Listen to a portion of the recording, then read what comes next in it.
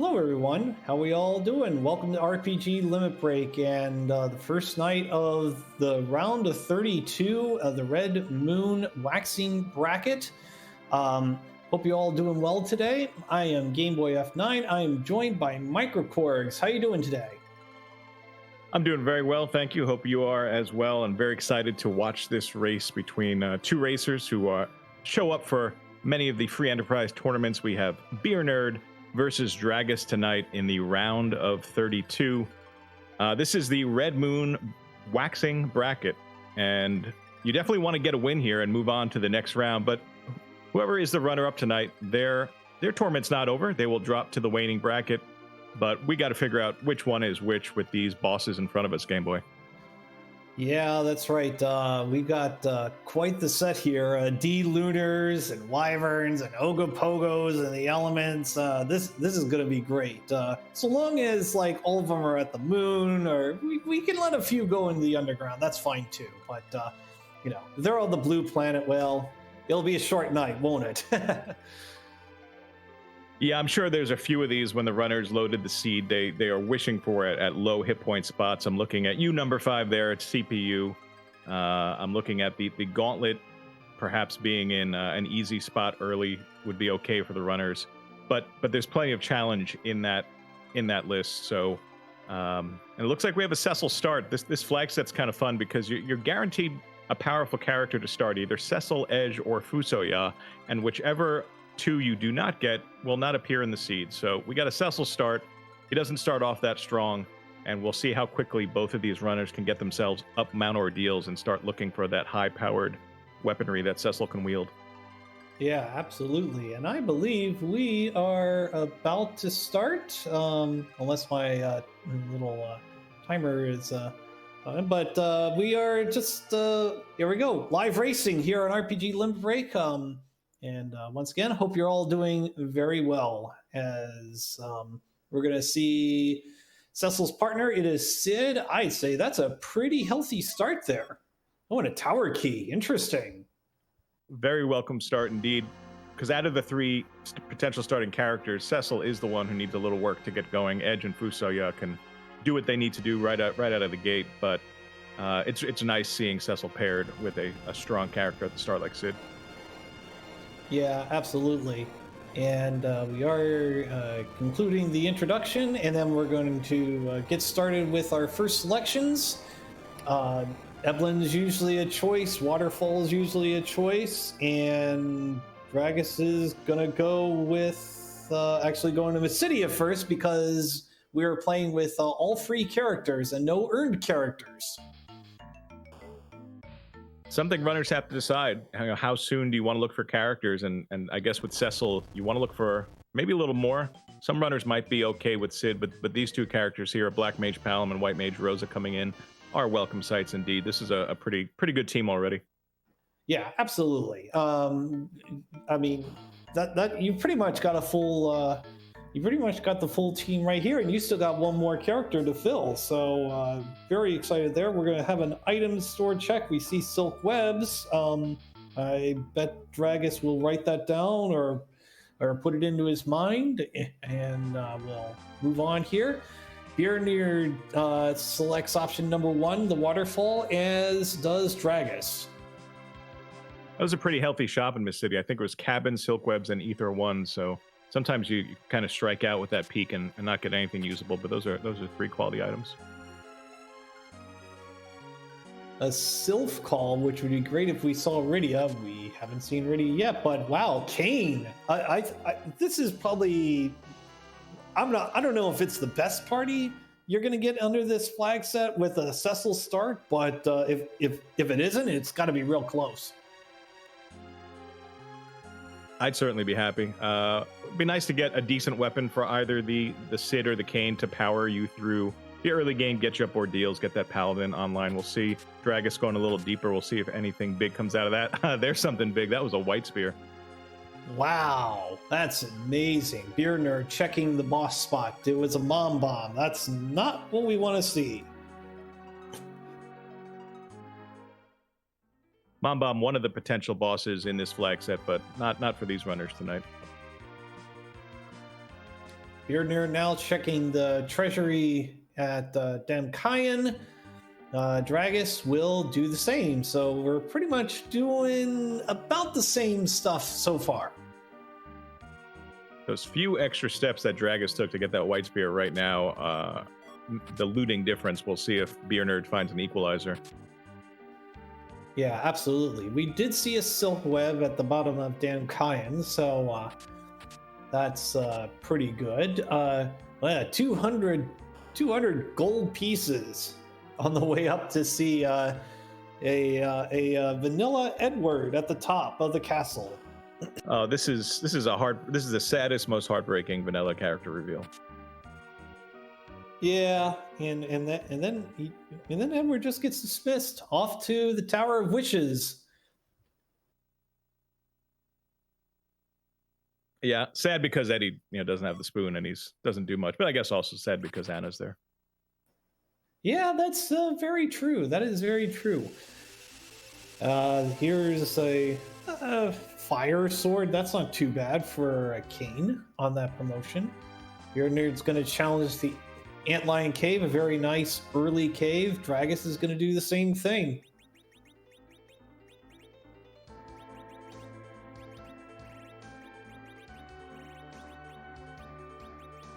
Got some decent early game black magic items there for that Palom on Dragus' side. I'm not sure if Beernerd got exactly the same, maybe just not choosing to equip yet, because Palom is probably, unless this is a split boss. Even so, I think he's going to come out of this with Ice 2. And there is Odin. Yeah, Odin, it can be a part of the boss pool in the Red Moon Flags, but not today. And that's kind of a shame, because Odin at this spot is great to see.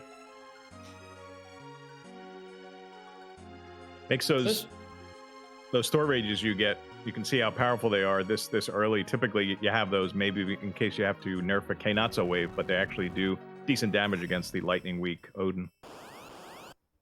Yeah, and I mean this is important. Palom learns Ice 2, so has a substantially more powerful spell as we move on to part two of our little journey here. Hook has been acquired. Dragus is going to pick up the hook in about 45 seconds, I'd say. That is our way underground on this flag set. Typically in Free Enterprise, you either get the Magma Key for your easy underground or the hook route for the tougher route. But under this flag set, it is one of our newer flags, Force Hook, which is a lot of fun. You're going down that hook route. It's both a challenge, but it is also going to open up a potentially powerful shop very early. We'll see how quickly either of the runners wants to go check out that shop. But first, Beernerd is going to check out Mon Hobbs. This is a strict boss check. As we mentioned a couple minutes ago, you cannot gain a character in Mount Hobbs. It is a sparkle, so we do have to see it to its conclusion, and it is... Oh, hello! We got 3 on the menu tonight, it looks like. And here's one of them.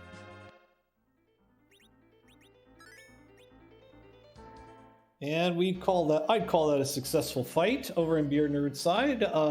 Very good that the Star Veil was included in the beginning.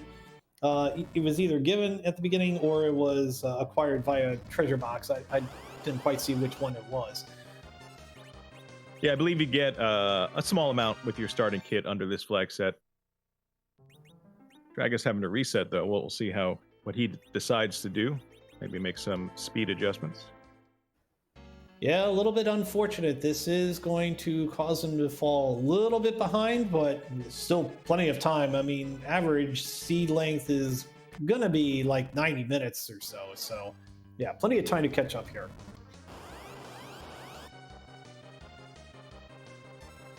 Looks like we have our first runner eager to climb ordeals and get that paladin going. Maybe makes sense considering that Beernerd did not find that high-powered white spear for Kane yet. Not that we have anything too strong for Cecil unless I missed it. But there is Rydia, our final character. Yeah, Rydia might be good like later on for Anchor, but for the time being, she's been dismissed.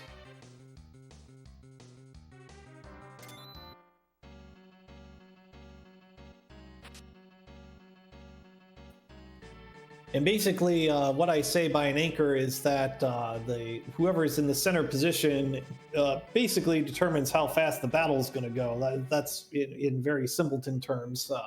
Rydia being very slow at level 1 makes for a great anchor because it really slows the monsters down, gives our contestants a little bit more time to think about what they want to do. And that's typically something you think about late, but with this flag set, as I mentioned, being forced hook, the hook route is often made at least easier when you have a well-anchored party so that your melee fighters, which is, at least it's looking to shake out like we're going to have at least 2 pretty good melee fighters, getting as many actions as they can when you take on a potentially tough hook boss. We don't know who that is yet. Neither runner has peaked. So we have a little bit of separation right now. Volvalis is the boss at the Fabul Castle. Gonna decline that for the time being, though. Oh, only because he wanted a faster battle speed, so he wanted to get on with it here. For an early game party, Volvalis is terrible at this spot, except we happen to have a cane with a pretty good weapon, so it's going to be a doable fight. And yeah, like you said, I guess Dragus just wanted to make it a little quicker. And we've got Dark Knight Cecil in the back attack spot, so that'll be a very easy fight to win because free bosses is turned on this tournament.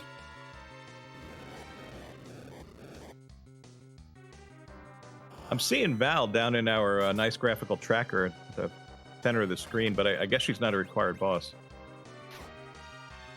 No, those are the elements. So that is different from Volvalis, unfortunately. So, yep, gonna need to wait a little bit longer. There's even a chance that they could defeat elements and we won't even see Val again. So if you're a fan of Volvalis, soak it in now. This might be it. Too true. Dark Knight Cecil defeated over on beernerd's side. Gonna go. I like the Dark Knight stare down there at the end as one fell off the bridge and one remained up top. That's true.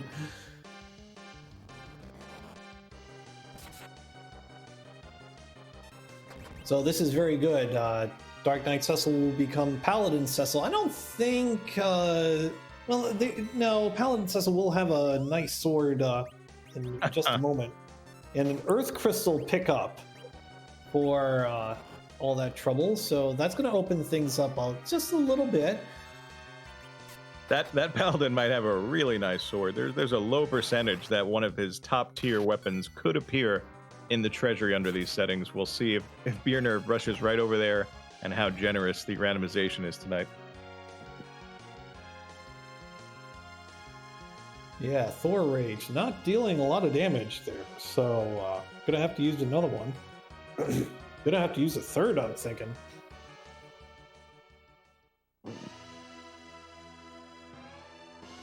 Yeah, Palam's gonna say, okay, yeah, we're done here. Let's get on with it. Fire 2. Good night. Oh, no, Mylan's gonna stick around.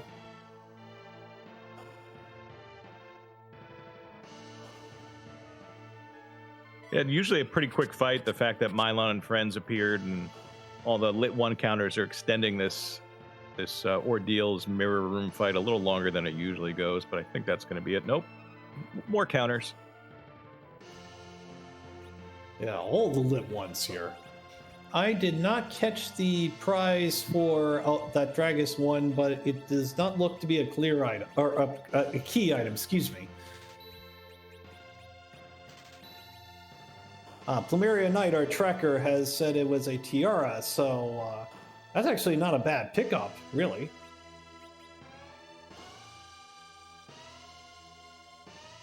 No, not too bad. If they ever decide to use the Rydia, it gives a big boost to wisdom, but at the very least, it's probably going to sit on Rose's head as a really great defensive item.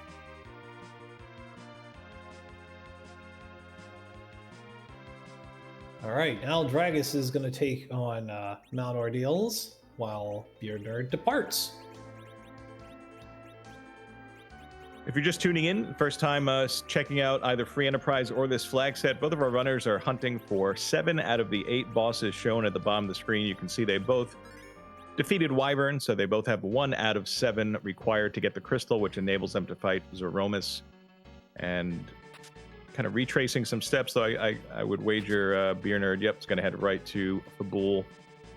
We know not a required boss at Fabul, but he's going to get the Fabul experience on his Paladin Cecil. It's not the most experience in the world, but it'll definitely kick that Paladin off in a good way, and then maybe he's going to go to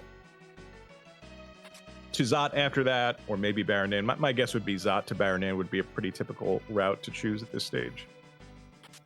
And now that I'm thinking about it, I believe the rule is if you're 10 levels under the median, you get double points. So I mean, even better.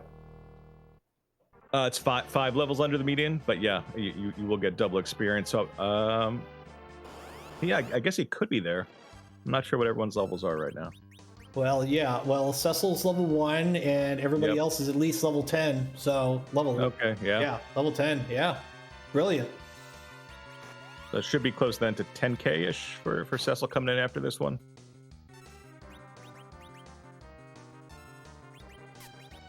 Yeah, that'll be good for like 15 levels, give or take.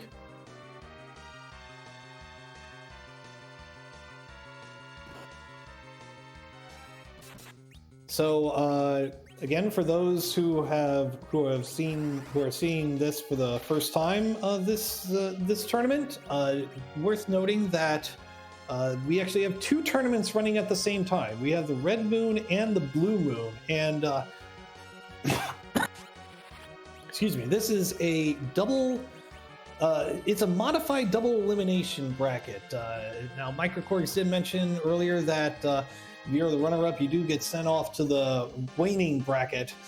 But if you wind up winning the waning bracket, we don't try to merge you in with the waxing bracket. You actually win. You are a champion. So we will have 4 champions by the time this tournament is over. That's a heck of a lot of champions. That's like the most champions ever, and it's going to be great. It's going to be really exciting as all these tournaments continue. This is basically, we had a few matches last week just to take care of uneven player counts, uneven brackets, but now this is going to be a pretty big week of matches. So if you're into the free enterprise competitive scene, this is going to be a pretty great week, and I'm really excited that we're here watching this one tonight. beernerd is through, got his whole bunch of experience on that Cecil. And it was 15 levels. I called it right down the middle. Yeah, nicely done. So we do now have a couple of choices. We can pursue the Earth Crystal and see what's going on there, or we can go down the Hook route. Before the stream, we were wondering about the Eblin lottery, but I very much like the Zot Treasury lottery as well. Can we hit that very slim percentage of getting one of these big Cecil sticks? Even hitting something like an Avenger could be pretty great. We might be headed there, but first, a little shopping.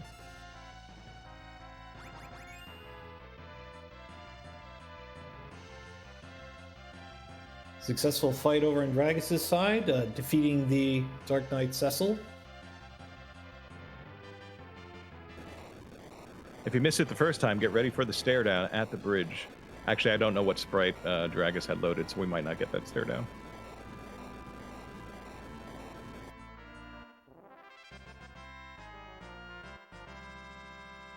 Starveil's there in the Troya shop. Always good to know where those are, just in case.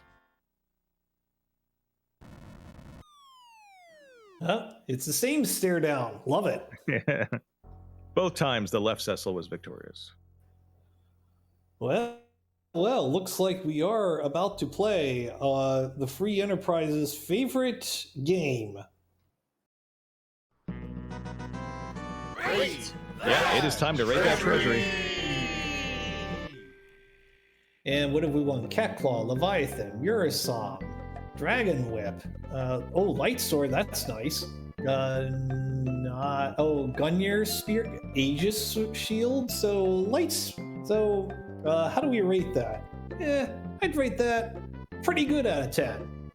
Yeah, absolutely. You didn't hit the big low percentage Crystal Sword or X-Scout, but I'd be very happy with coming out of there with something for Cecil, and Light Sword is serviceable. We're seeing Leviathan out of 10, which is I would give that a good rating. That, or I should say, accurate rating. Rydia out of 10, so same thing. Yeah, if you wanted to, you could have a Tiara, Charm Rod, Gaia Hat, Leviathan, Rydia. I think Black Shirt as well, if you wanted to pick her up and stack all that on her.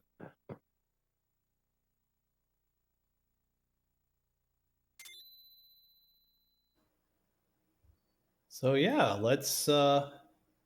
Yep, we are going to go ahead and go through the Tower of Zot. And actually, you know what, Microquarters? I've seen most of these races so far. I think this is the first time we've raided that treasury. I think we've ignored the treasury until now. It's possible that it hasn't been that frequent. If it hits late in the race, most runners are going to skip it to save the time unless they're absolutely desperate for some gear. We have been seeing some mage comps with that aren't as reliant on the gear. So if you already have leveled up your mages, maybe you're not going to go there. So yeah, it was fun to see that, and I think definitely worthwhile for this team. Two very smart plays by our runners. beernerd fighting the flame dog here to get a nice item, also to get a few extra experience points. Dragus calling a siren now to play two Lamias. That is 22,000 experience for the brand new Paladin Cecil. Both runners taking advantage of Cecil's early levels, or basically base level when he comes out of that ordeals room. So that was nicely done. Just samurai arrows from the flame dog, so no big hit there.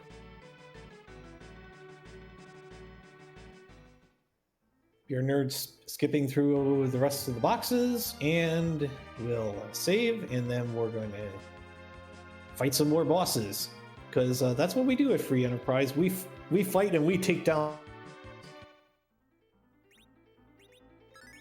We literally mark them off if they're one of the 8 that we need, and this is not one of the 8 that we need, but it's a boss that we see in this spot quite often.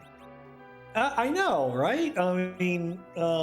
This should be, very easy to deal with, because Cecil with that mute knife dealing multiple times damage because they're all magic users.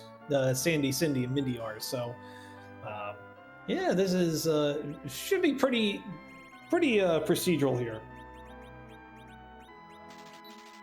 Yeah, the Magic Sisters aren't devastating in their vanilla spot. If you see this at a fast, high magic power spot, this could be a pretty scary boss. This is also one of the potential bosses in the Red Moon flag set, but not tonight. Just an obstacle to get through on their way to seeing the second boss at Zot, but also getting a sneak preview at the second boss in Dwarf Castle following this fight. So Earth Crystal checks are valuable for so many different reasons. The treasury, the flame dog you mentioned, and all the bosses you get eyes on.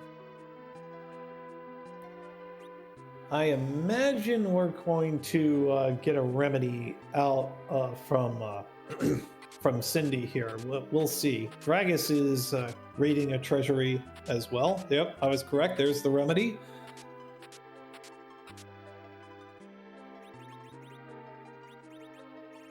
So far, both runners chose not to take the Rydia, and I'd be very curious to see if either one decides, with all they've gotten for her, if she's worth it or if it's already too late.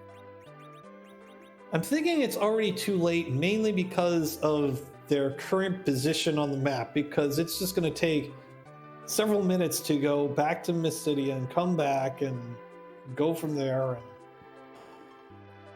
And yeah, They do have to go to the hook route, and if they have any intention of taking the Eblin traps, there would be the experience you would need to get that very powerful Leviathan cast going. But I would tend to agree, because at the same point, you're going to have a Quake Kid going pretty soon as well, and he can use basically everything she can, except for that tiara.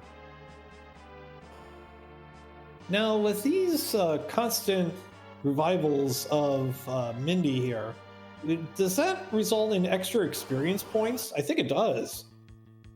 It certainly does. We're in the middle of the Magister grind right now. We'll see if... I'm pretty sure beernerd's going to find his way out of this fight. It's just taking a little bit longer. I'm wondering this early. I don't have the math in my head. He switched to the mute knife from the light sword. I'm wondering which...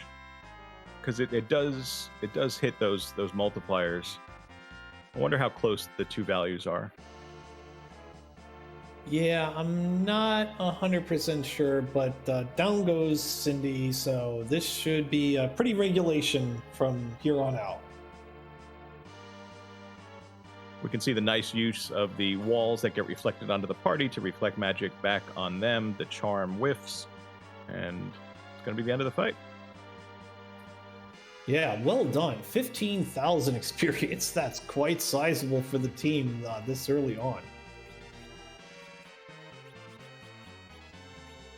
Our tracker doing the math for us in chat saying the mute knife power 35 times 4 multipliers versus the 99 from the light sword. So close, but definitely the edge to the mute knife there. And we're going to take this brief time out to thank our tracker, Plumeria Knight, tonight, and also our restreamer, Nairo Bari. So thank you very much for your help on this restream.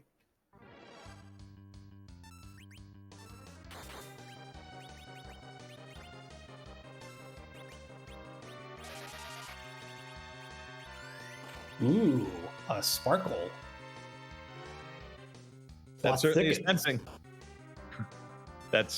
I would be super surprised if that is not the first trip once our runners get underground. They know they have 2 sparkles left to find, and one of them is in the second spot at Dwarf Castle. Now, if it happens to be Ogo, that could be a lot of fun, because sometimes the Dwarf Castle 1 boss can leave your team in shambles, and then here comes old Ogo doing 50% damage to your party, essentially, or just it could be devastating. At the same time, though, the runners will know that's something they may have to prepare for.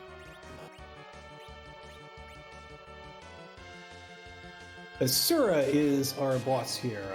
Quite annoying, but not on our list this evening.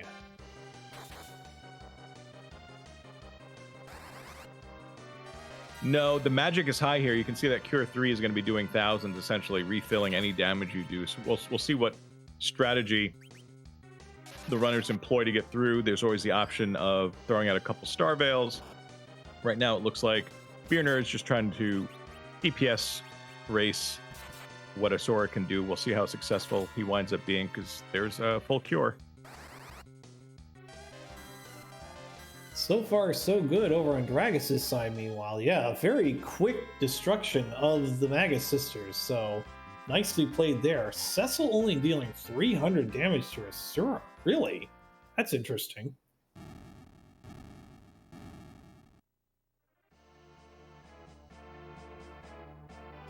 Okay, 1,000. That's better. Just going to have to hope she doesn't get a big cure off on herself. Sometimes if you berserk and you have enough actions in, she'll keep spinning her head and not get anything. It looks like that's what beernerd is relying on.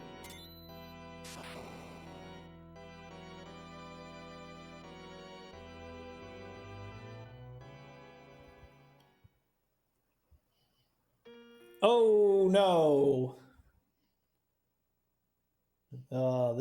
This is gonna start to get interesting here, I think. Yep. You can see beernerd kind of acknowledging that, throwing out a Star Veil on Kane. I expect we'll see a double Star Veil that way. Anytime Asura attempts to heal herself, it's just going to bounce back on the party, and more importantly, not landing on her.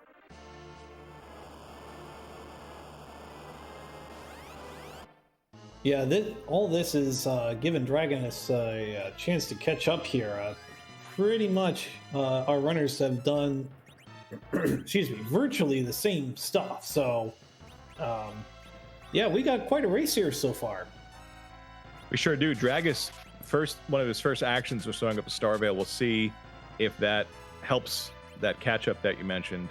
beernerd had definitely a shot at his initial strategy of just kind of DPS racing. but that unlucky Cure 4 came in at the wrong moment. But now there's 2 Star Veils up on Dragus' side.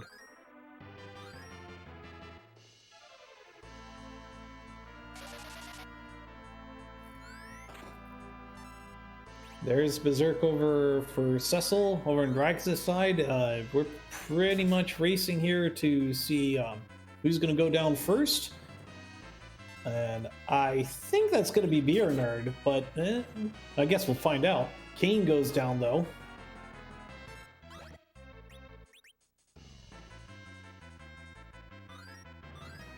Yep, beernerd will be first to defeat Asura. But the lead is not very big at this point in time.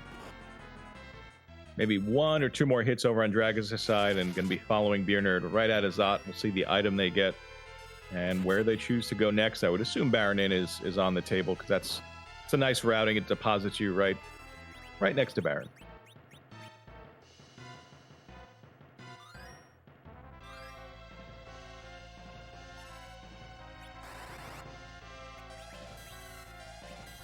Yep, very good, nice virus, and there it is. I'd say that's about a 30-second difference between our 2 runners. Well, we'll be visiting the rat tail, the tail turning cave here in a little bit. I'm pretty sure. The pink tail isn't going to give you another item, but it is going to give you a nice piece of equipment. Yeah, runners are getting 1 more lottery ticket to cash in. And I would be shocked if they both don't do that before descending the hook. Ah, yes, I totally forgot about the Baron Inn. Oh, it's pale dim. So that means that Dwarf 2 Sparkle that we saw is either one of our 2 required bosses, or I believe Plague at this point, and I think that's all we have left.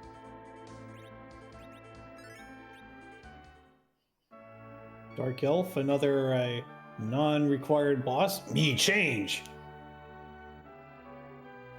Or if you like the Pixel Remaster version, say your prayers. I didn't know he was so articulate in that one. Well, either way, I think the Dark Dragon's going down. Yeah, yep, there he goes. Yeah, chat pointing out we basically had repeat sprites here, Baron 1, Baron 2. Ooh, Darkness Crystal. Well, that makes things a little bit more interesting. That is fun to see. More options. Still expecting a pink tail turn in first. Still probably expecting at least a shop check on the hook first, but you could also see runners maybe doing the shop check up on the moon, trying to get hourglasses and sirens. Could be pretty useful for this team. Yeah, if we do see hourglasses, then we may have a gold dragon grind. But first, we're gonna see what's at the Mist Cave. Oh, right. Well, goodbye, D Lunar 1, and goodbye, D Lunar 2. Dragus falling right behind beernerd. This is a great race so far.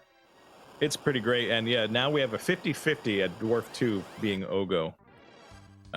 Between Plague and Ogo, so that's going to be a pretty quick check, I'd imagine.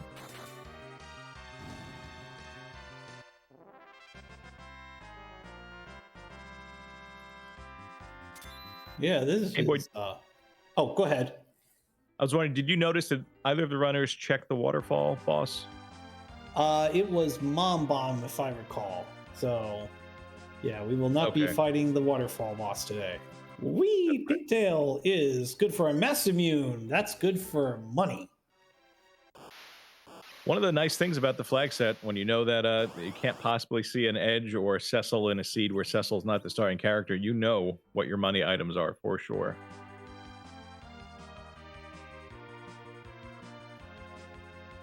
All right, I'm assuming we're going to go down to Eblin.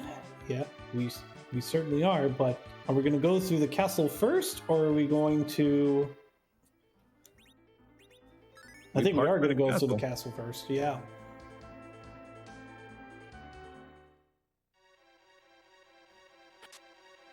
Worth noting, Dragus did not turn in the pink tail yet.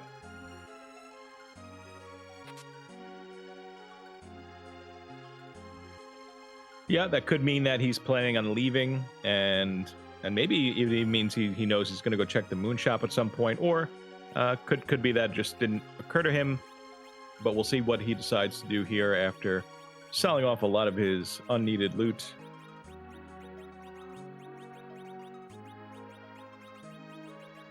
I see those 2 cat claws. I don't think there's a yang in this seed. No, we have not seen... Excuse me, we have not seen yang. And finding the hourglasses in the shop so close to Eblin Castle could really incentivize you to go and very easily deal with the traps that you see beernerd attempting now. He should be fine with Quake, so maybe the hourglasses aren't particularly necessary here. But they're definitely nice to pick up.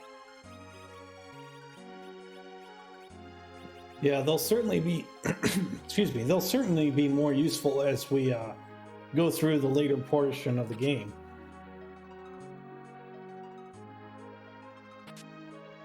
I missed that first chest. What did beernerd pick up? I did not notice. I'm sorry. I don't think it was anything all that important. Well, yeah, well, extra hit points for someone. Thank you, Decker Smash. Yep, turns out it was a silver apple. Good for 50 HP.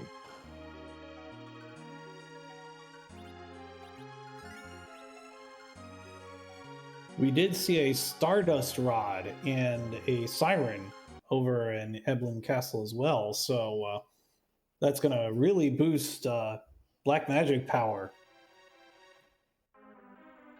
And we just got our look at that Rubicon spot, that hook route boss, being CPU, being required, and being in a spot that has pretty high hit points for this stage in the game.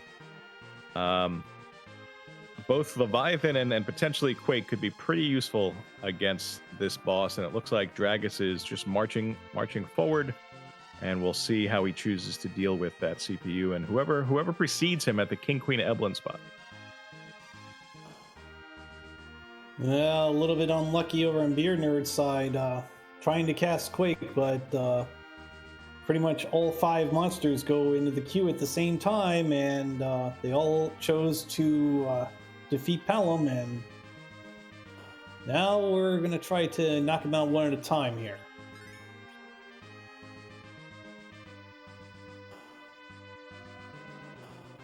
There we go. We're going to be a little bit more successful. Yeah, a lot more successful. And we've got Keinatsu the turtle in a pretty friendly spot here. Should not be any trouble for our runners. Yeah, Keinatsu is pretty fast, but doesn't have a lot of hit points, so he's not going to... When he does his wave, it's not going to hurt for a bazillion HP every time.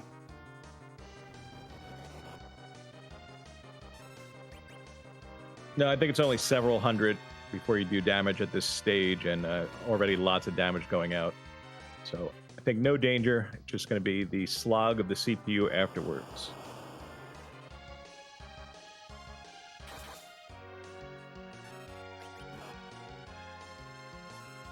Ouch! 1,000 damage to Cecil. Have a nice day. I'll revise my no danger. No danger from the waves, but the punches are still going to be pretty hefty. And Ogre tried to knock down Sid, but rejected by Cecil there. There's the wave, and not even 100 damage per character. Down to 1 Mad Ogre over on beernerd's side. Less than 500 HP. And now a lot less than 0 HP, so... We'll see if Dragus chooses to save. You know what CPU is going to do to you. You know it's really not that dangerous of a fight as long as you have enough curatives to battle against the percentage-based damage you're going to take. So my guess is we're just going to see Dragus push forward after this without a safety save.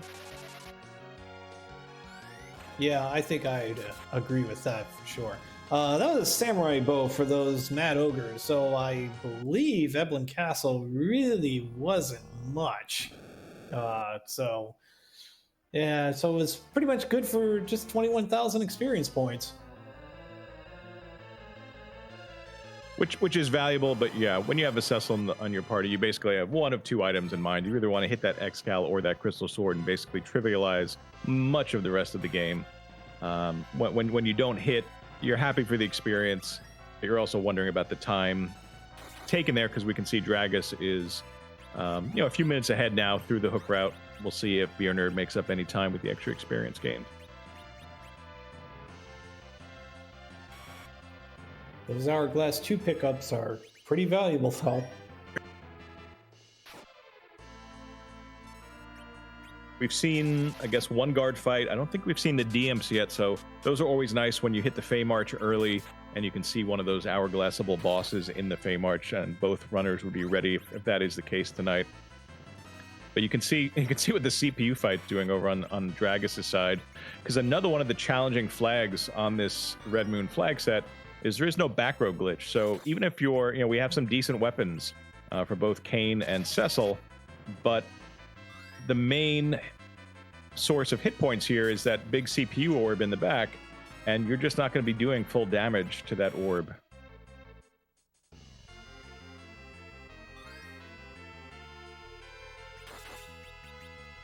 Yep, beernerd's about to join in the fun and games. Give it about 2 or 3 minutes. I bet beernerd's going to knock out Kainazu a little bit quicker than Dragus did. If I had to take a guess. Yeah, I don't know if Dragus had or has Quake for that fight. Beernerd certainly does, and if you can get an early Quake off in that spot, that takes a huge chunk of Kainazu's hit points away.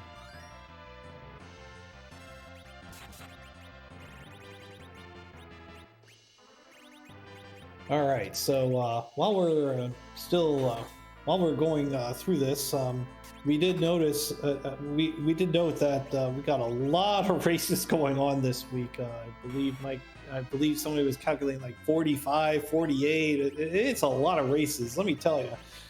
And we are restreaming 4 races tonight. This is one of them. We did have Cubs Rule, and I apologize. Forgot the other one. But that was going on Free Enterprise. And 9 o'clock, in about 10 minutes, actually, we have Heart and Softnum over in Free Enterprise 2. And then we have J-Pun TR and over in Free Enterprise 1 at 10 o'clock. Cubs Rule and Gilmoth. Thank you, Rex Banner. Appreciate that. They are finishing that race over in Free Enterprise 1. That started at about an hour 50 ago. So, but yeah, and there were several other races that we weren't able to restream this evening. So, this is going to be fun. This is going to be a fun tournament. It sure is, and this week is a smorgasbord of these matches. I'm just just watching the damage output on Dragus' side. It's so frustrating to me. Now you can see that was a high roll right there, a 600 hit by Cecil. We've been seeing 300s, 400s. Palom chipping in with a bow for a little over 100. Let's see what the Kain jump does. That's respectable, at least. 1400. 1470. Huh. It reminded me of a radio station that had that frequency was 1470 AM. Yeah, back when I lived in Maryland station. back in the day. Yep.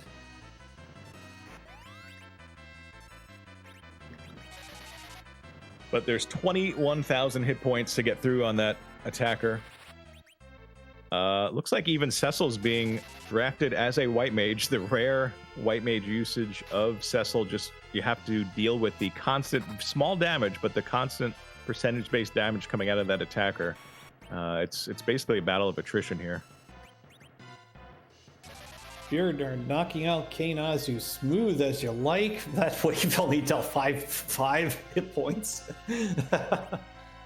That sounds pleasant.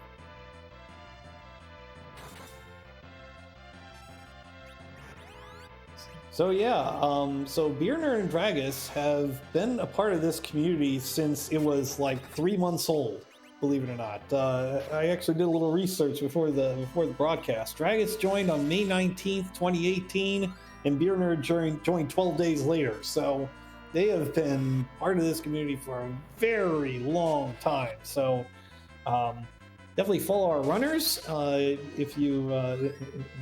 They would really appreciate that. As I know Dragus, they both were part of the Adamant Cup, that just completed a few months ago.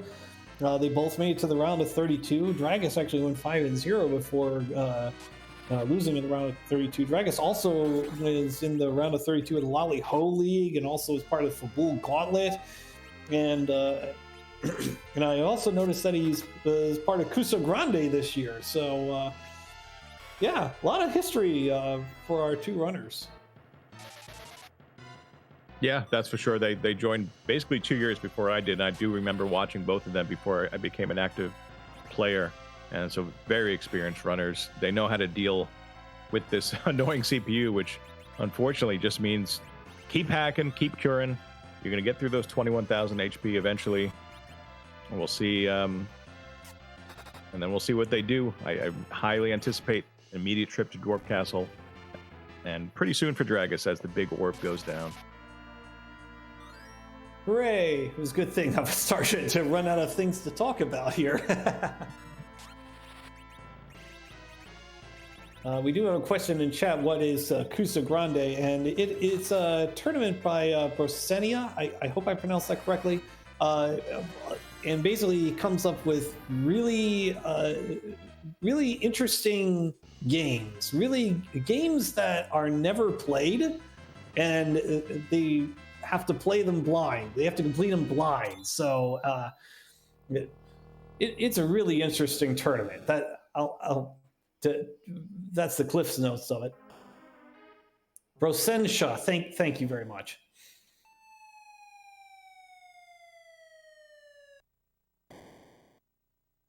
I bet we're about to get a peek at the top of the tower boss from Dragus. There it is. That looks like the D-Imps to me.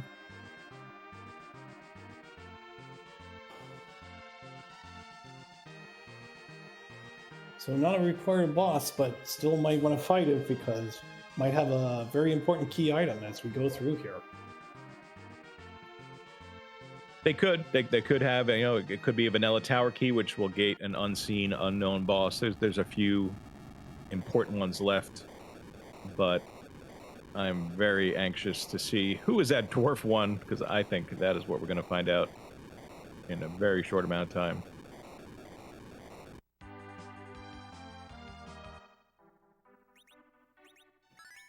Or are we going to go up the tower? Oh, we're going to go up the Tower of Babel. I think I forgot. We got the tower key already. I think that was from Antlion tower key. No, it actually it was from the beginning of the game. Actually. Oh, that's right. That is right. I wonder if this is just going to be a super cannon room check, because you got the visual peak. Dark imps are not required. It will be fairly trivial to handle with the hourglasses and with Quake and then the power of this team. So this could be potentially just half tower. I could justify either action here. Let's see if we have a hit. We could even just see a reset if this is not a boss, though that would kind of surprise me.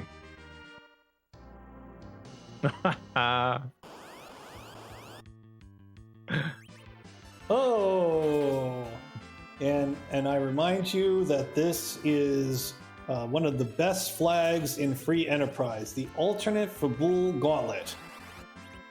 And this is absolutely required. I don't think he's going to have a problem with this, but this is sometimes a deceptively challenging set of bosses. I think he's strong enough, but you can see his hit point totals are relatively low. But it looks like Cecil's tanking hits in the front. Well, maybe not so much.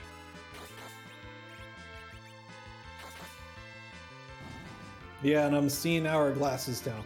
Oh dear. Globe 199's being sent down. Gonna go with a rapid Quake because oh my, beernerd making this fight interesting here. Now, I believe, unfortunately, the Quake is probably not going to hit those orbs, but hopefully it does take out the CPU, and beernerd can find a way to recover from this point. So the big orb is down. Just need to get the health up before these mazers start coming in. Looks like he'll have enough, at least with the Palom.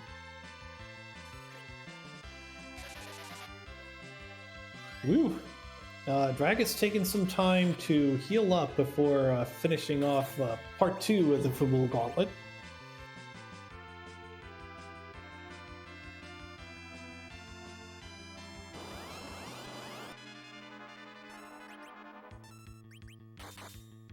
Yeah, the boss formations in this Super Cannon Room Gauntlet, you can see, I mean, even with a decently leveled Cecil, he just got 500 of his hit points knocked down in 2 quick hits.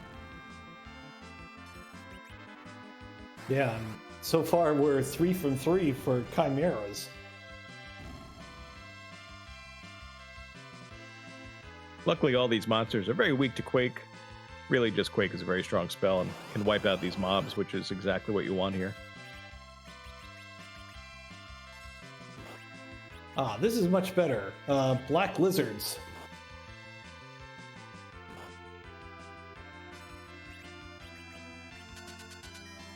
Yeah, gonna throw down an Hourglass and slow things down. Give Dragus some time to heal up here.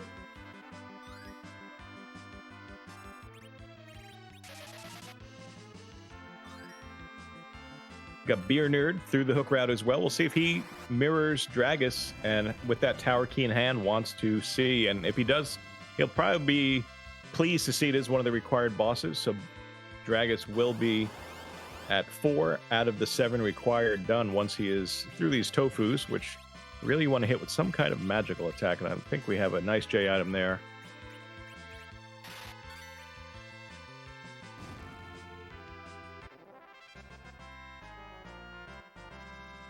And I tell you what, this is worth a lot of experience points. This is about 30,000 experience points. Well, 25, 30,000. But there it is. Fabul Gauntlet is over. Nice mini grind. The extra firm, the silken tofus have been defeated.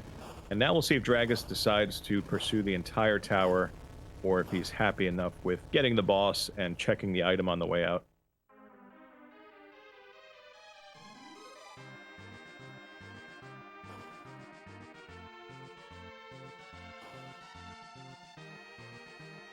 Nope, gonna go up. We're gonna take down the Dark Imps. Now, with a simple Hourglass, it should be just fine here. beernerd following Dragus's steps, gonna go up the Tower of Babul. Battle Tower.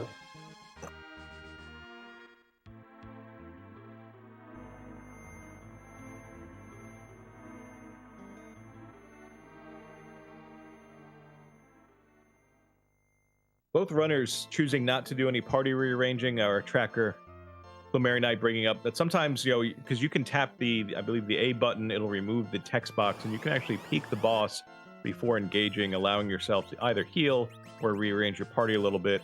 I'm not sure if there's an agility situation here because they don't have, I believe, a curse ring, and maybe even with the dwarf axe, Palom is not fast enough to act first. But that would be the ideal here, to get that black mage going first for the quickest route through, but I don't think beernerd's going to have any trouble getting through this. He was a little bit more healed up than Dragus was when he entered the fight.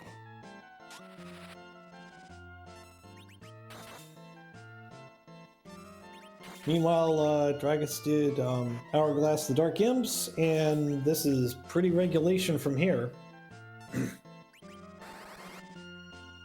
And we're gonna tack on some life glitch experience. Oh, no, we're not.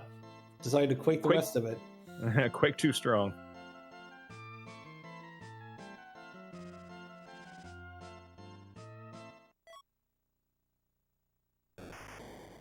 The Pan.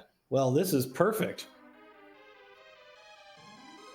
Sure is. When you do that tower, you love to get something that you can immediately use, and having not done the Sheila 1 check yet, Pan is nice. You don't have to go walk down twice. I'm still anxious, though, for this Dwarf Castle check, because we know there's a 50-50 for a required boss. If I were running this, I would probably route that in before the pan, because if you hit that, then you're at 5 out of 7 with only 2 remaining, and the darkness crystal has been in their pocket now for a little while. So there are plenty of boss spots that you could check, and we could be in go mode in pretty short order if these bosses line up for the runners.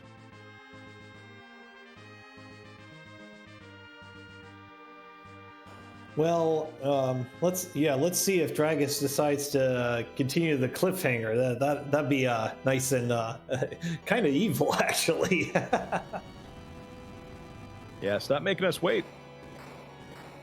It could be a 1-2 punch and put you in, very close to go mode in dwarf for all we know. Here's our key item: the pass. Oh. We gotta wait. Yeah.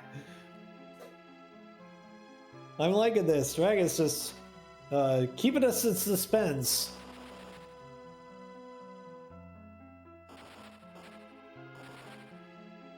Maybe it means it's plague there in spot 2 in Dwarf Castle. Maybe Dragus has a sense.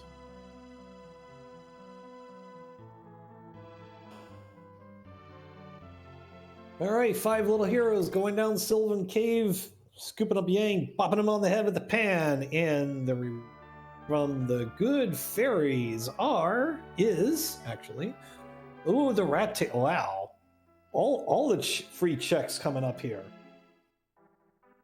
They're just lining up. Pan, rat, lots of stuff to check. Are we even going to the Feymarch freebie? It looks like we are. I love this. But actually, this makes sense, right? Because there are 2 more bosses down here, and maybe this will complete things. Yeah, it sure could. You could grab the 2 here and then roll the dice in Dwarf Castle, that 50-50, and be in go mode if these bosses down here end up being, let's say, Golbez and a Sora would be nice to see. A relatively quick and easy fight. Any of the other 3 in Leviathan could pose their issues. I don't know if we have anything to deal with Rubicante. No key item, a Stardust Rod, but we're already good on Stardust Rods. We can gain some Sirens. That's a good buy there. We'll need that for probably an upcoming grind here.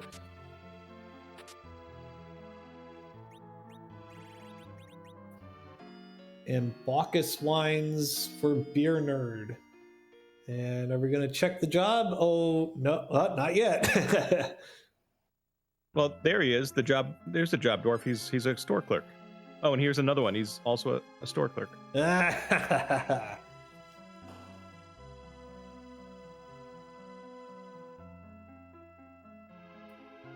That is one of the things we randomized. What job does that dwarf have? Evil Wall and Dr. Luge are the 2 bosses. Not required. Not required. Not super fun in those locations. One's just lengthy and is going to hit hard, and the other one is also going to hit hard and probably will be over quick. I like the use of the cabin by Dragus down there because I would anticipate, he was either going to take those fights or do what he's doing now and use that full heal and check out Dwarf. And here we have our runners converging again on this very important castle.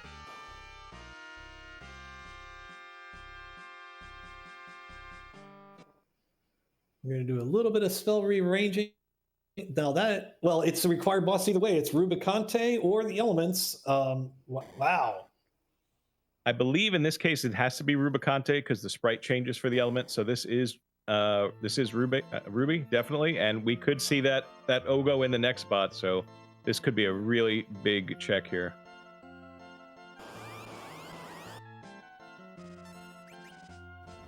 Now, this is not the easiest boss here. I mean, Rubicon still has a lot of HP, and it's kind of hard, so, yeah, it'll be a little bit of a challenge here.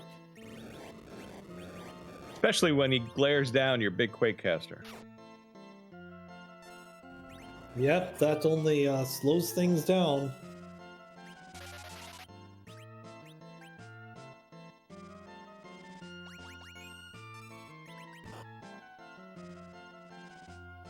Beernerd now enters the Rubicante fight. And forgive me, I do use the DS or the Pixel Remaster name there. I should be saying Rubicon, yes. All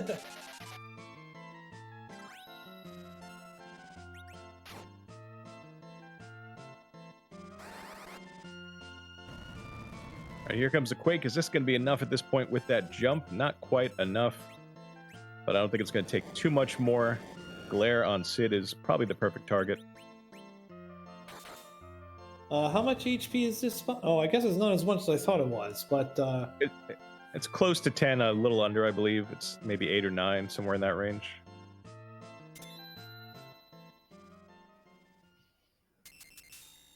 Yep. Rubicant down. And a big moment here. This is either Plague or Ogopogo. Yeah, we've been waiting like half an hour to find this out. It's the Plague. Yeah, we knew it had to be at this point.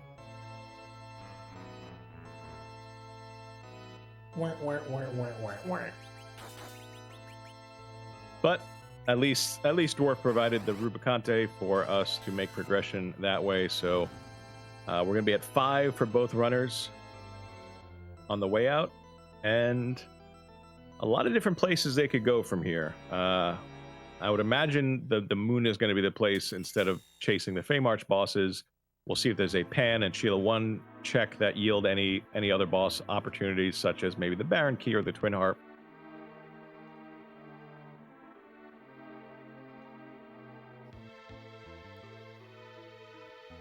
And there's the Red Hand taking that crystal again. It happens every time. I mean, one of these days, the hero's going to get the crystal before the hand. But today is not that day.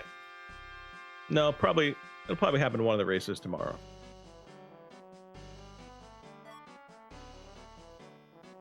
A lunar stat item, so we're probably going to be checking those free item spots here at some point. Sometimes I use the items that you get that aren't key items as like signposts. So like if I get a lunar staff from Dwarf Castle and I already have the darkness crystal, I just kind of take that as a sign and I go moon immediately. We'll see if either of these runners use my system.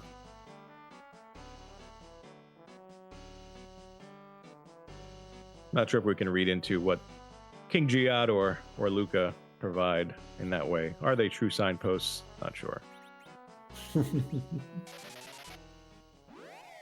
All right, Dragus exiting out. This is a very good move. Speeds things up a little bit. We're moving on to the next objective.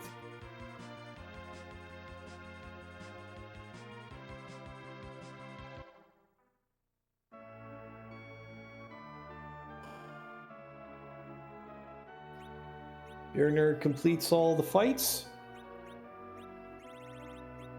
And Dragus buying some Bacchus wine. Just spending the rest of his money for those. Almost an entire case of wine.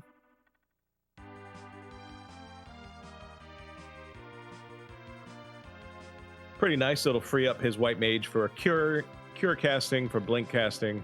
Allow the berserking of his melee fighters to kind of happen on their own terms. It looks like Beernerd is going to give us our first grind fights of the game. He only has 2 sirens, but maybe that's all he wants to do right now. Yeah, I mean, 68,000 experience points is nothing to shake at here, so it's still going to be quite a number of levels.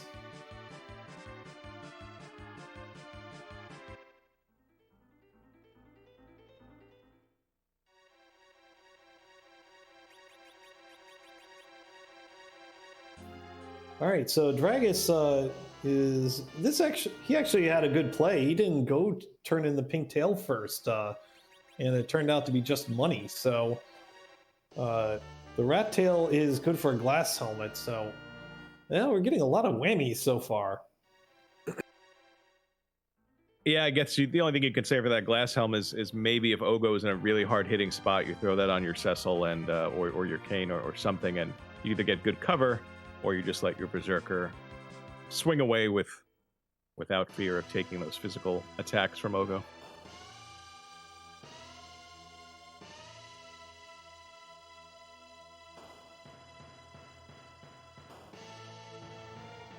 All right, we now are going to do the free Sheila checks.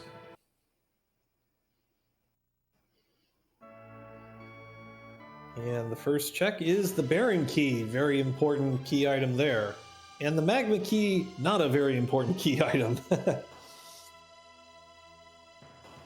I don't know if you saw it, but on the way out of the room, Sheila handed the team a folded up note, and it said, "Now you can get underground." Yeah.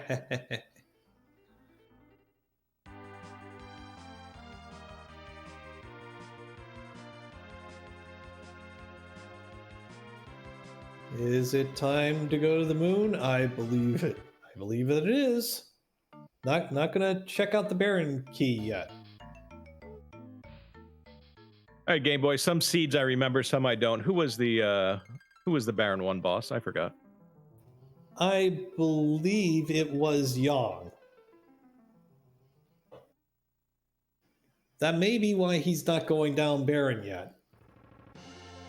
Yeah, so one that we know about that's not required, and 2 that are hidden from us that are potentially required, but the moon also has so many spots to check. Probably a good idea. Well, so this also opens up the giant with 2 relatively challenging spots, but also high experience spots. So many options.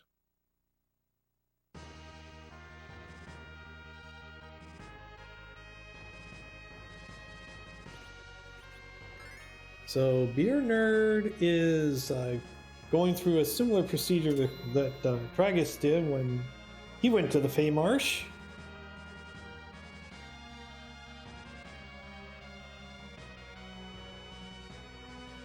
And we'll be doing the exact same thing, exiting.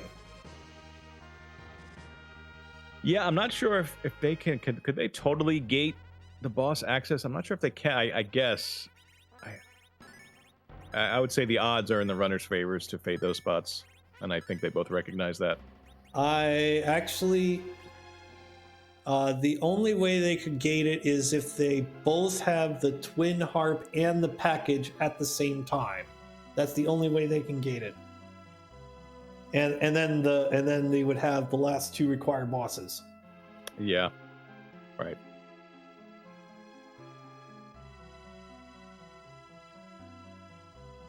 I don't know if Dragus gave a peek before he started walking. He did not. He came face to face with the pincer of the antlion on the moon. And is he leaving or is he grinding? Let's see.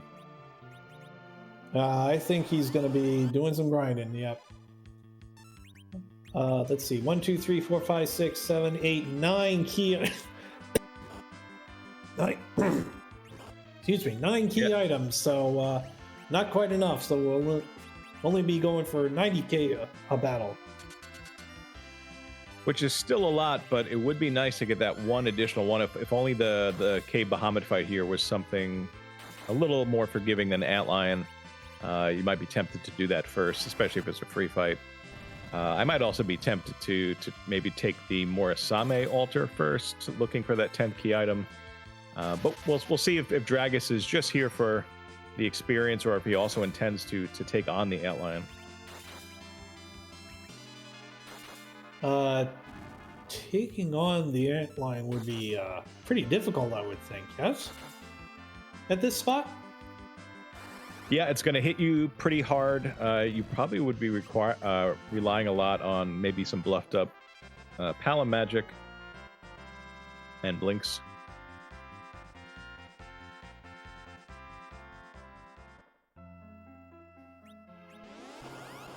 Yep, gonna do some more grinding here. Beernerd now going down cave value to see what's here. He'll get the bad news, and then what will he do after that? He'll reset. That's what he's gonna do. Both runners have the pass, so this could be a spot where you see a runner dive deep first, knowing that no matter what gets opened up here on the moon, what they find, that they'll never have to go back down because that pass item allows them to get to the final boss of Romus through the kind of the back door in the town of Troya. So it's always nice to have that before you start your moon journey. And we'll see if Beernerd. I'm gonna toss the 50-50 coin and say beernerd is going to dive deep rather than go to Morisame.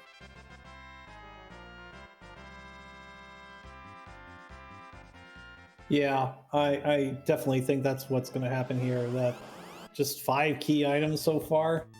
Yeah. And I lose that bet again.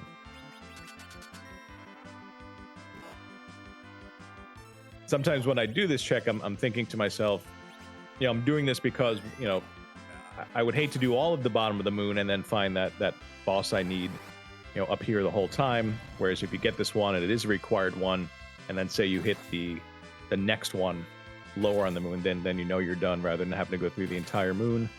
In this case, it's not paying out, and he resets out of Baigen. And gonna go back down for round 2.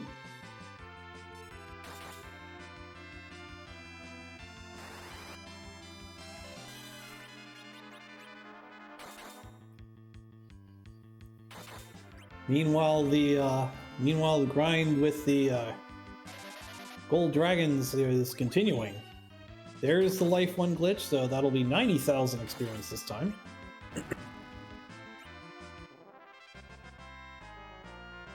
Like Palom very low on MP. We'll see if this means Dragus will exit out after this fight. There's the exit. You called it, Microcorgs.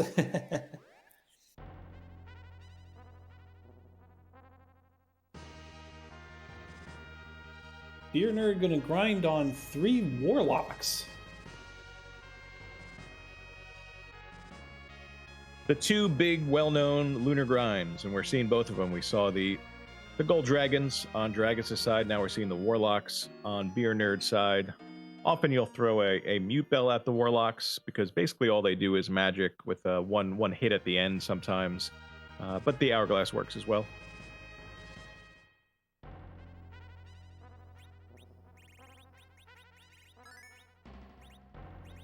Pretty similar experience for the 2 fights, assuming you get all your life glitches on the warlocks.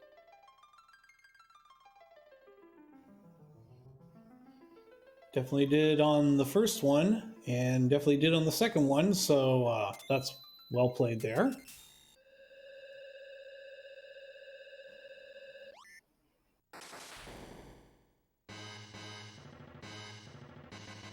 So correct me if I'm wrong. I don't think either runner's found a curse ring yet.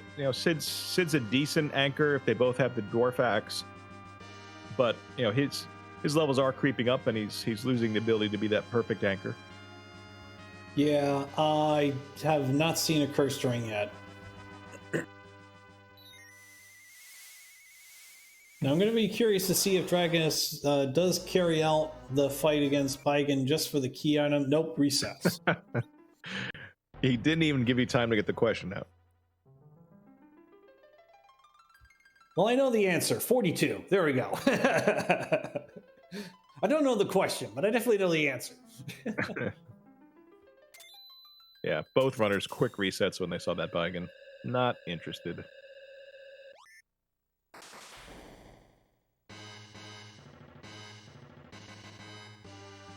All right, so Dragus is gonna head down. I guess it's gonna be a little bit before we move on. So this is something I'm gonna ask all my co-commentators if we have the time. We have the time. So Microcorgs, this is the 5th Zemus Zone. Not a lot of communities have had 5 iterations of the same tournament. So tell me, what would you consider? What are your favorite memories of this tournament, or just anything in Free Enterprise? Well, ZZ2 is the one where I started watching. I think I watched it like a month after it was happening on YouTube, and that was essentially the tournament that got me so hyped up and excited about Free Enterprise. And then I started playing soon after that. And last year I made a very deep run, and that was a lot of fun to get to play so many matches against so many great opponents in ZZ4. And we're all here. We know how great this community is, how fun the game is, and how much we all learn and compete with each other. It's just been a blast for the last few years, for me at least. Yeah, absolutely. I mean, the Discord has over 4,000 members. Yeah, I believe it is the biggest RPG Discord out their at least classic RPG Discord. So, but this is an extremely welcoming committee. Community is the word I was looking for. Oh, there's the demist. We're gonna reset all that. And so I strongly suggest joining the Discord if you can. It's really fun. It's a really fun game, and yeah, that's what you should do. Join the Discord. Join the Discord and learn how to handle moon fights like the ones are being presented. Antline and Bahamut, Baigan at Morisame, Demist at Crystal Sword Altar. This is one heck of a moon. I'm thinking at this point we are going to see King Queen Evelyn in the Ribbon Room just to kind of balance that out a little bit.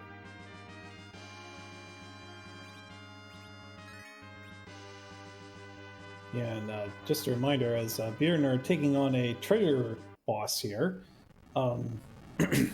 to follow our runners, follow our restreamer, Nairobari, follow our tracker, Plumeria Knight, and you called it Microcorgs. Well, I was one room off, but yeah, I was pretty close. Yeah. Well, that's why you should follow Microcorg. So because he does a pretty good job with predictions too. And give Game Boy a follow as well. Been a lot of fun doing this race with you tonight, Game Boy.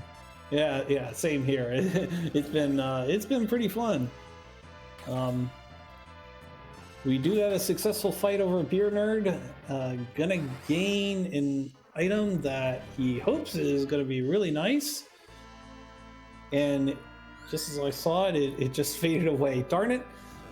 Was it a Dragoon Spear? Oh, okay, that'll work. Not bad. Definitely an upgrade over the Gungnir, but not that Excalibur, that Crystal Sword you're probably hoping for. A little bit extra experience as well, and a second monster chest open. This is pretty exciting. We haven't seen too many monster boxes opened. At least I haven't in this tournament yet. At least lunar ones. Well, heck, just in like any tournament, it's not common to check monster boxes in the lunar subterranean. So, yeah, this is pretty cool here. And we immediately berserked up that Dragoon spear wielding Kane. Let's see if the next hit ends it. I am sure Cecil's going to get to make use of that wine. Nope. King, Queen, Evelyn go down. So we're going to get a lot of bonuses here.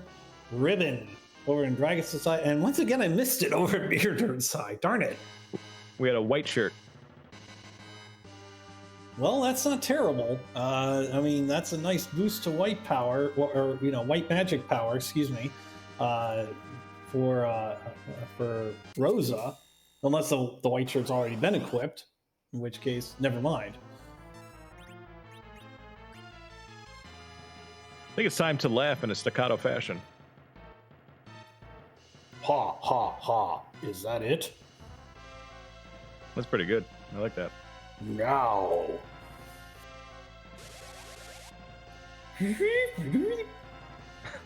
Wait till you see the real terror. Meal time, Shadow. Hey, it's me. I'm Shadow. That's what he says.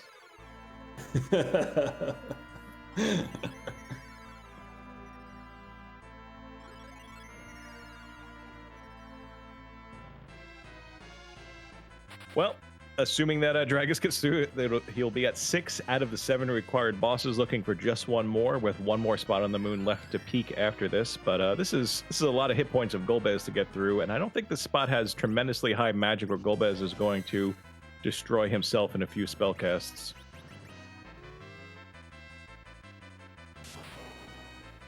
Oh, unlucky. Just 15 points in excess. Ouch.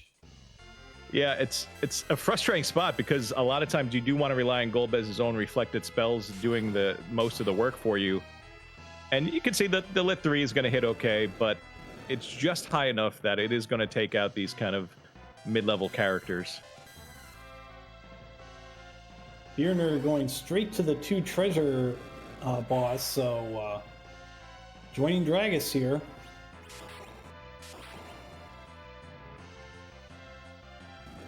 ha, ha, ha. No, I won't do it again. Everyone's doing it in their head right now.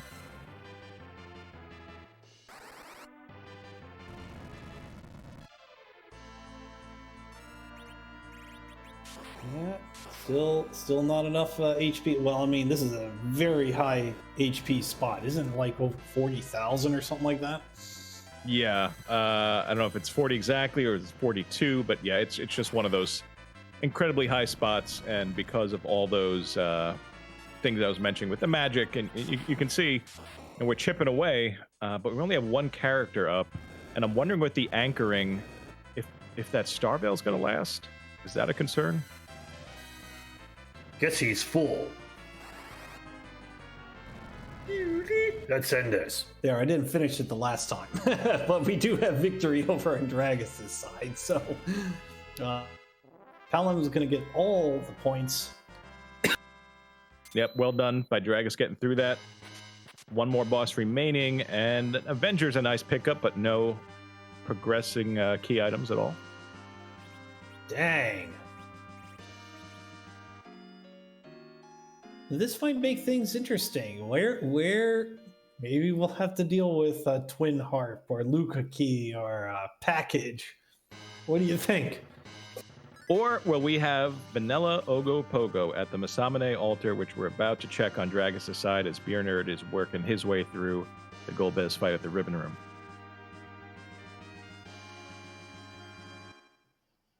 If it is, then Microcores will be forever the psychic in the free enterprise community.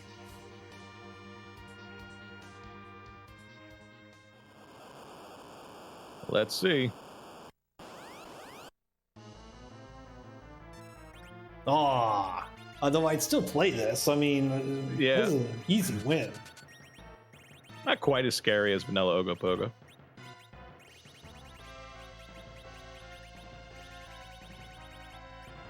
Yeah, I think beernerd made up some time there on the back of Cecil being up. I think he probably still has that lightsaber equipped, doing some nice damage to Golbez.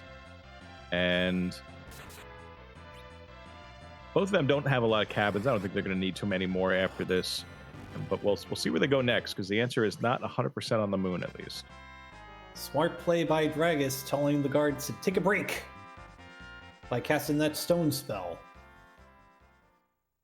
Also known as the break spell in later versions, which is why I said it like that. Legend Sword is the prize there, so double points now enabled on Dragus' side. As our runners high five on the crystal tiles of the lunar subterrane. All right, Dragus is gonna exit out. All right, so what do we do now? Do we go fight the antlion? Do we go fight the Baigan?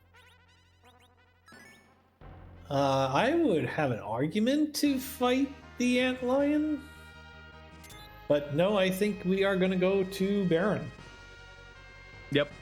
Dragus just dropped a save right outside the entrance to the lunar subterrane, so I suppose if Baron doesn't have the bosses we need and doesn't have any progressing key items, then I guess we're going to go right back and fight that Baigan. Yeah, and I would say Dragus now has a solid lead because he's got the Baron key. He's got, well, that's what it is. He's got the Baron key. So I don't remember where the Baron key was acquired, but beernerd does have to go through that.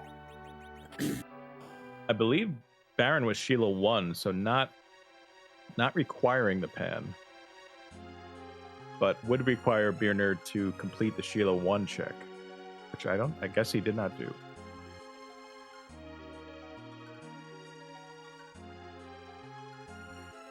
Decker Smash making a good point in chat. beernerd could go to the giant, and that's exactly what's going to happen. So we do have divergence here. This may decide this race right here and now.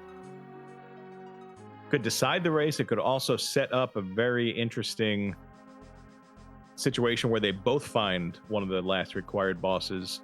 I think for beernerd to have a chance, it would have to be in that first spot, just based on how much quicker Baron's going to be than the giant. All right, here's Yang as our first boss, as advertised. This is going to be a very competitive fight. Hallam just smashed Young over the head with a Stardust Rod. Well, that was a successful fight.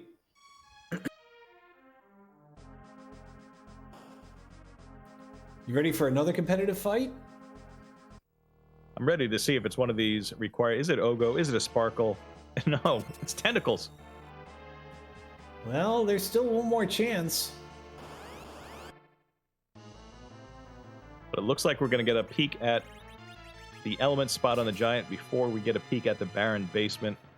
And we'll see if beernerd, if it's not one of the required bosses, I'm assuming beernerd at this point is going to charge through. I'm trying to figure out if there's anything that would make him bail from the Giant. I guess we're about to find out.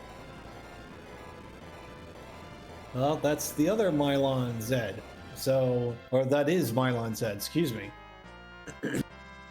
I think with the Light Sword, this is a pretty kind fight. Light Sword and the White Spear, this is a pretty good fight to see here if you're willing to, if your goal is to fully check the Giant.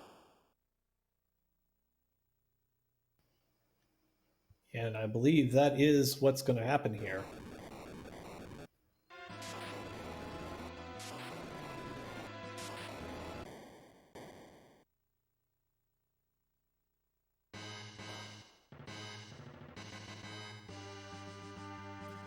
Fire 3 is also helpful for 99.99. Yeah, and I don't think Mylon's going to be lasting very long. That's like 20,000 damage in the last 10 seconds or something like that. Ooh, Luca Key. Oh. That's pretty big. Anything that opens up another boss check, pretty important at this stage.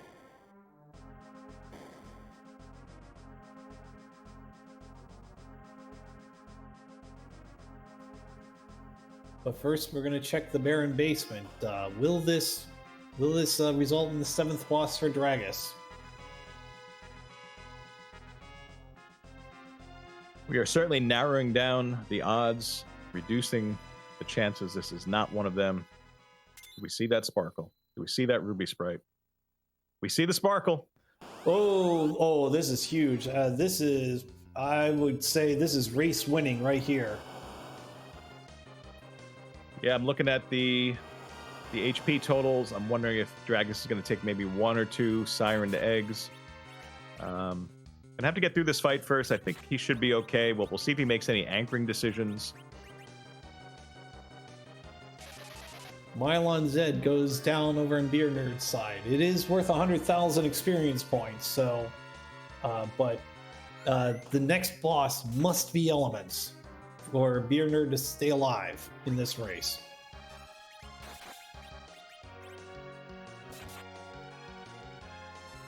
Yeah, and if it is elements, I think we have a chance at a race, because it looks like we get higher levels right now on beernerd's side.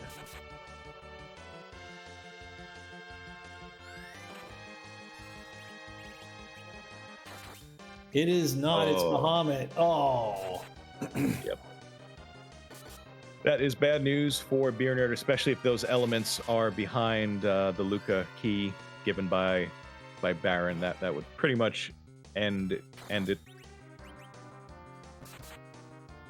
He's gone back down to the lunar subterrane. I'm guessing he might be doing some extra fighting, but no matter. Dragus has gotten through Pogo and has won the crystal, so that means Dragus will be able to take on the final boss for this evening, and also gained a sand ruby for as a nice little bonus, I suppose.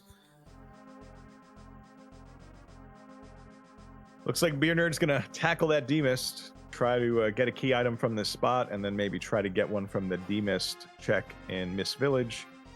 But yeah, right now we'll see how Dragus chooses to set up his final party, how many levels he thinks he needs, and what his strategy is going to be in the Z fight.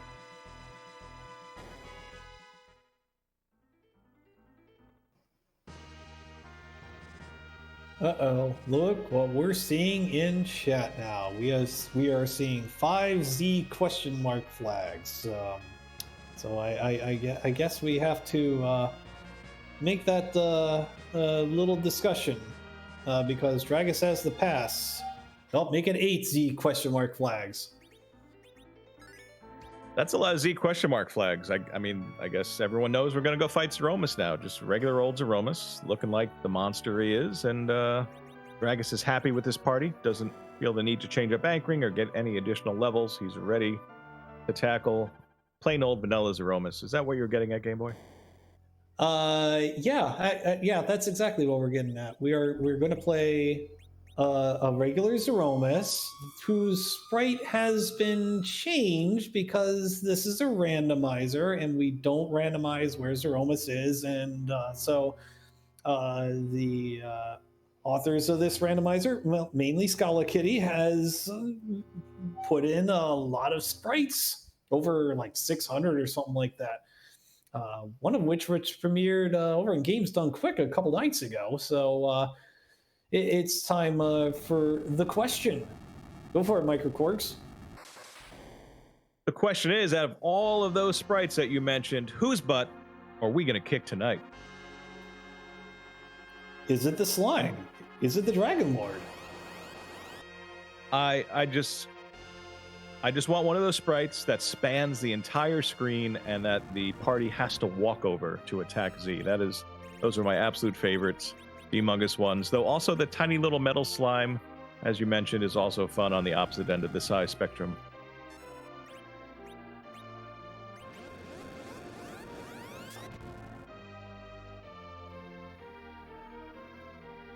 His true colors emerged. And well, I think you win, Microcords. What is that? My goodness. I got my wish. It is a humongous one. Shominimus. And folks in chat are pointing out this is not. Sometimes you go into Zeromus fight with power overwhelming. The party is not bad, but this is not a gimme fight by any means. So we'll see how Dragus navigates this. Although already we're very early in this fight, and we've already dealt 7,500 damage, so we'll make it 9,000. Did go in with the Dwarf Axe equipped on Sid because, as you mentioned in the beginning of the game, anchoring, that is our center middle character. So it slows Sid down a little bit. And now switching out of it for the extra damage, Sid drinking some wine and now wielding a poison axe.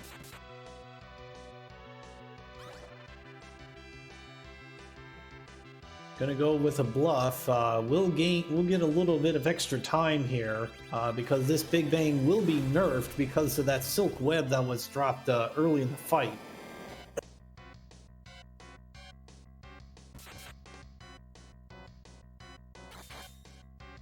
Kind of a grab bag Z fight, a hybrid Z fight.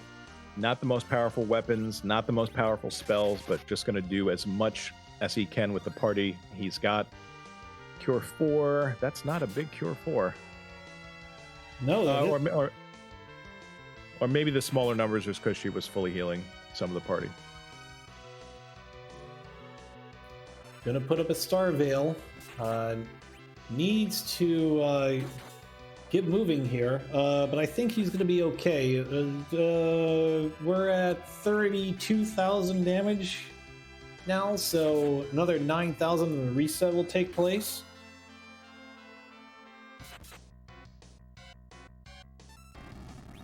Our tracker reporting a spoon from the Demus, so I imagine beernerd will immediately check the Riddy's mother to see if there's a more valuable key item at this point.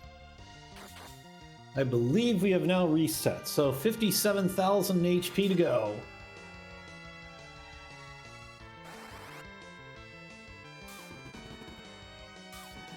Gonna go with an Ice 3. Well, 6,000 damage. Yeah, you sure will. That was at least one bluff and a Stardust Rod, so Not bad, not as quick as a nuke, but definitely respectable damage from the young Black Mage. The Big Bang did get queued up, so this is gonna hurt. Only knocked out Palom though, so that's okay.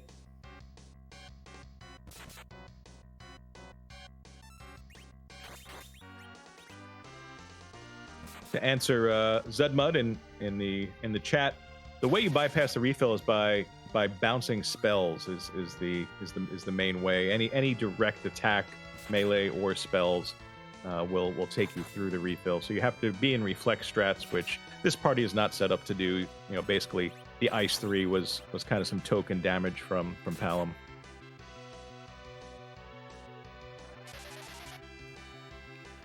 I believe, if my math is correct, we're down to 31,000 hit points, so we are going to deal with one more Big Bang at least.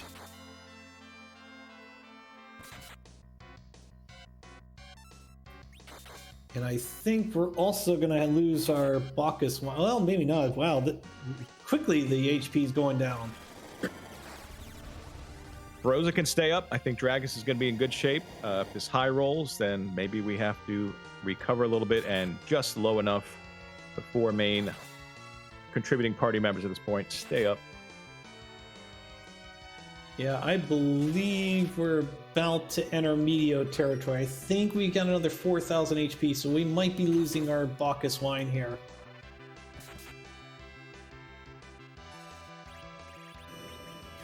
Yep, called it. But we're very close to entering Medio territory here.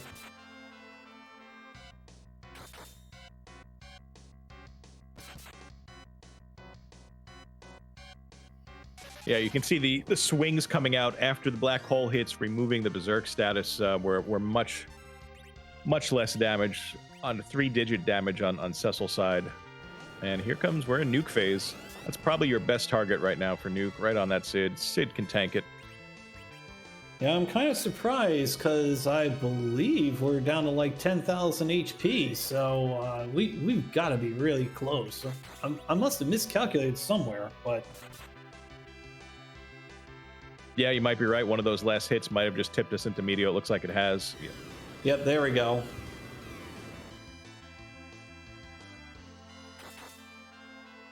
beernerd, meanwhile, going down to the Fey Marsh to fight those bosses, but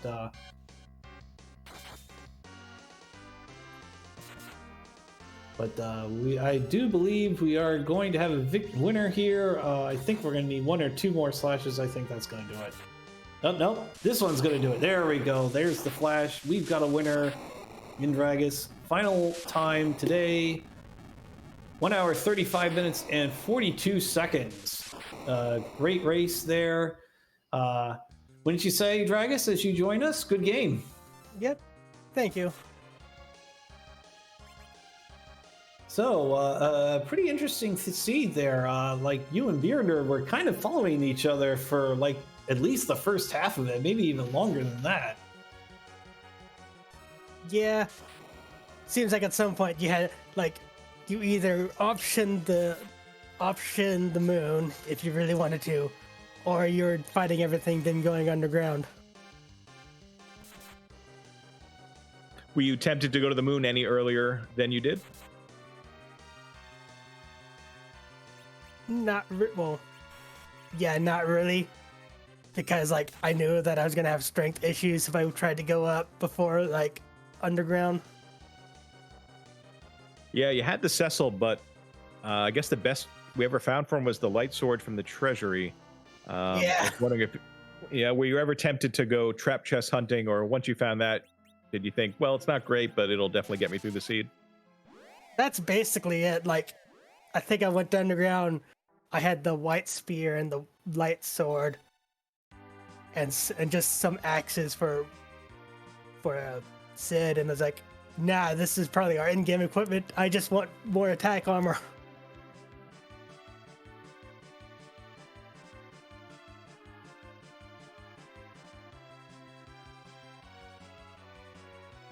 I'm wondering, as you prepared for the Z fight, if you were confident in your team. Sometimes we see teams go in with just absolutely overwhelming power that just destroys Z. And you had definitely a decent team, but it wasn't into that overwhelming territory. Were there any thoughts of doing any extra grind after you hit go mode or any anchor swapping? I was pretty impressed that you were confident enough just to kind of go right for the past door at that point. I think I had Sid like right where I wanted him, and it definitely felt like I had him where I wanted him anchor wise. And it's like I could either go for more levels, or I'm going to be behind. Yeah, so you were feeling the race pressure, not knowing where your opponent was, and knowing, hey, I got go mode, I might as well give it a shot. Like I'm in a place where I can do it. I might as well go for it. Yeah, definitely worked out for you, and you took this one, a winner here in the round of 32 in the waxing bracket of the Red Moon tournament. Congratulations, Dragus. Thank you.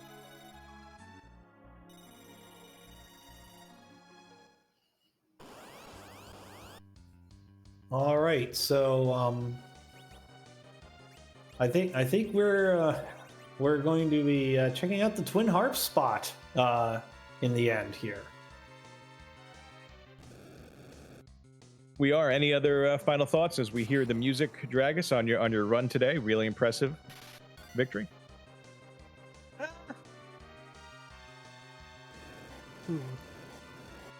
Gonna be some of these seeds would get rough.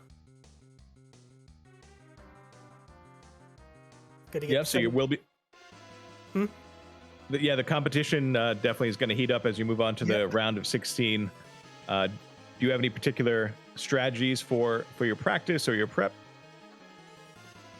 Main strategies: let's keep playing seeds, keep working on, make sure I got boss strategies down, make sure I know when I want to fight a boss and when to not ignore it.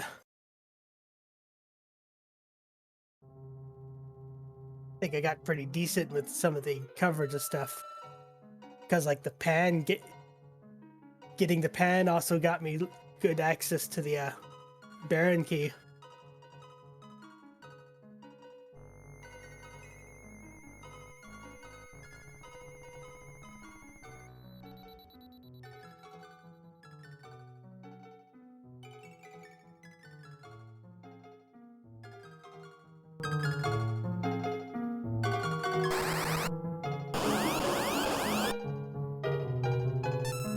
Yeah, it sure did. I just took a moment there to enjoy the Rainbow Road being played by Edward tonight as beernerd finds the elements at the Twin Harp.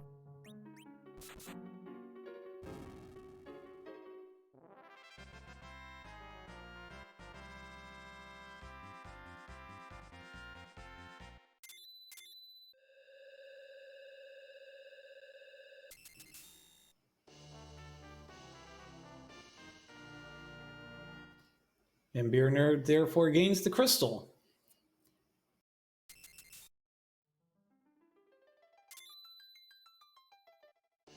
I guess we don't know who Dragus is going to play in the next round. I don't have the bracket up in front of me. Have you scouted ahead, Dragus? No, but I can look.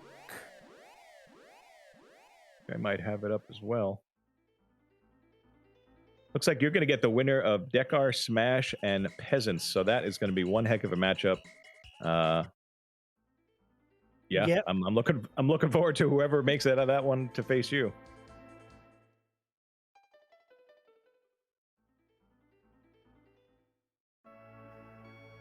Yeah,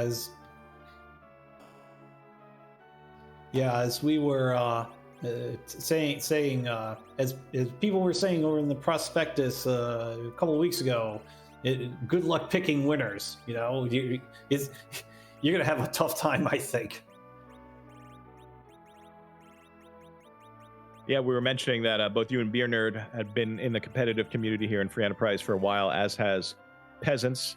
Dekar Smash, I think, maybe a little newer, but obviously a champion, I believe, of last year's Zemus Zone tournament. So really stacked field, and I want to wish you luck in your next match, and another congratulations and GG tonight, Dragus. Thank you.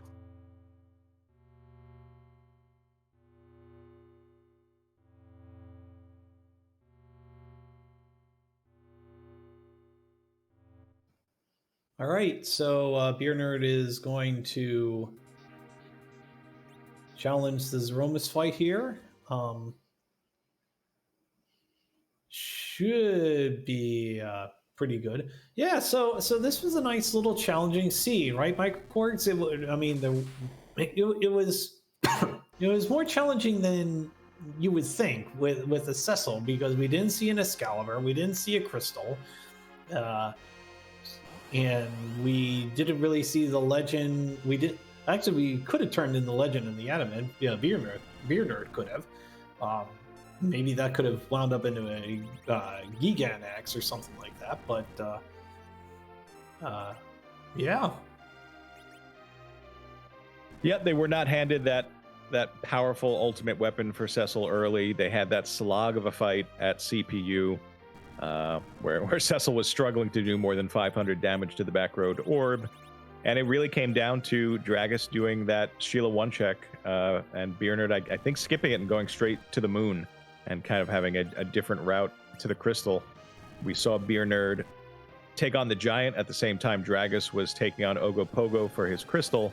And if that had hit elements, then I think we would have had a much closer race tonight. But beernerd, I think, is, as you mentioned, has a very strong party here. Should have no problem getting through this humongous sprite of... I'm not even sure how you say it. I wonder if... Yeah, I have no idea what this is. All I know is this is something that needs to be defeated. It's from World Ends With You.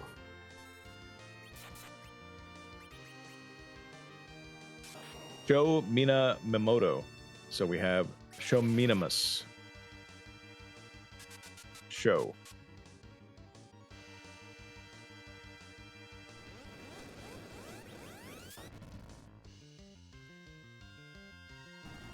Yep, so far so good.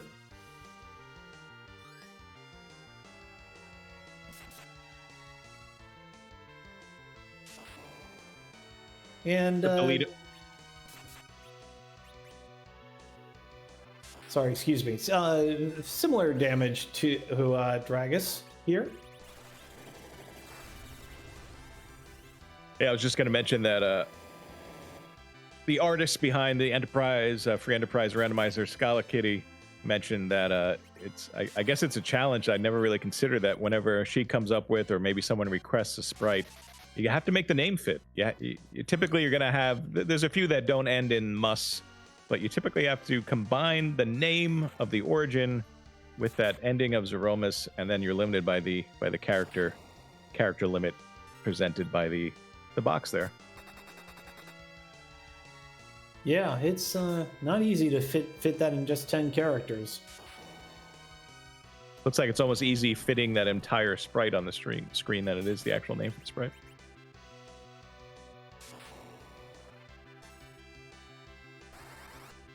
I'm going to try to time this one and see if we can get the nerf here.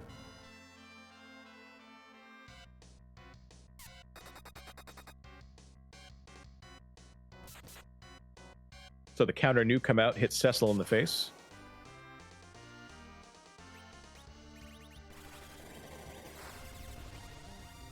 And is that going to be in time? It is not, and Cecil and Palom both go down. Luckily, the White Mage Rosa stays up, and this should be a pretty healthy Cure 4, getting everyone back up to max or nearly max hit points. So I think we're stable here. We don't have the highest damage output, basically for the same reason Dragus. We never found. Not only did we not find, say, a Crystal Sword or an X-Cal, I mean, did we even find Black Belts or Power Shirts or Zeus Gauntlets? I don't recall seeing any of those. Yeah, no, I didn't. I don't think we saw any of that. So, well, we can't make things too easy here in this tournament, can we? I mean, that for what was a really solid party.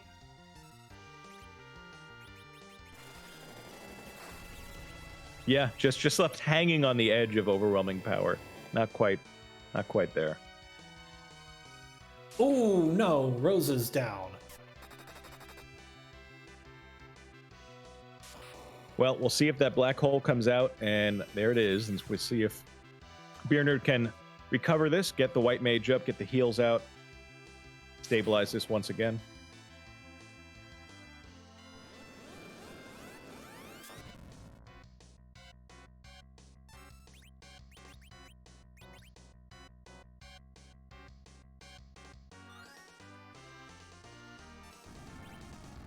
Probably the best move there was putting the elixir on that Kane, because he should, unless this is one heck of a high roll, should be able to survive this big bang, get the Rosa up, get the heals coming out. Oh, wow. Oh, on the edge. 20, sub 20 hit points on that Kane.